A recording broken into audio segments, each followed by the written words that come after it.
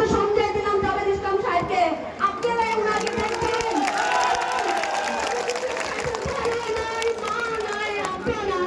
আপনারা সবাই জাভেদ ইসলামের।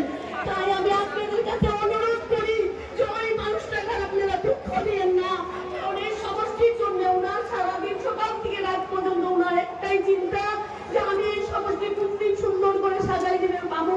ওনারা আপনারা জানেন না, ওনার একটাই স্বপ্ন যে মানকেতো সমষ্টি কোনদিন হাসবো, কোনদিন সুন্দর করে গড় নিব। ওনার একটাই স্বপ্ন। তাই আমি জাভেদ ইসলামকে আপনাদের হাতে সমঝাই দিলাম, আপনারা জাভেদ ইসলামের সাথে থাকবেন। আমি অনুরোধ করি আমার শ্বশুর শাশুড়ির ওনার রূপ দোয়া কবুল করবো আল্লাহ। তাই আপনারা আমাদের সব বড় ভাই জাভেদ ইসলামের ভাই নাকি কন? আপনাদের কাছে ওনাকে ছাড়িয়ে দিলাম ইনশাআল্লাহ, আপনারা জয় করবেন। বাকি মিনিস্টার আনার দায়িত্ব আমাদের। এমন তো বিশ্ব সবার সাথে কমু যে পিছপড়া অঞ্চল থেকে আমরা মিত্রজোটের প্রার্থী জাভেদ ইসলামকে জিতাইছি, ইনশাআল্লাহ আপনারা মিনিস্টার দিতে রাখবো, তখন আমরা যুদ্ধ করবো।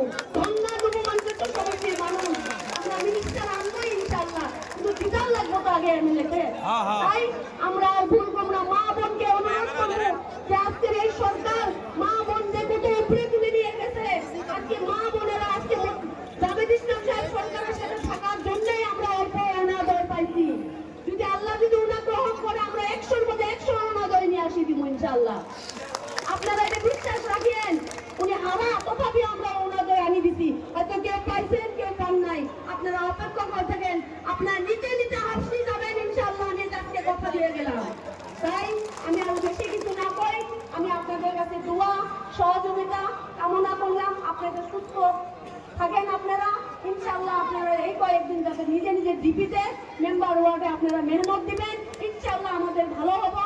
এটা আল্লাহর রহমত। এইবার আল্লাহর রহমত।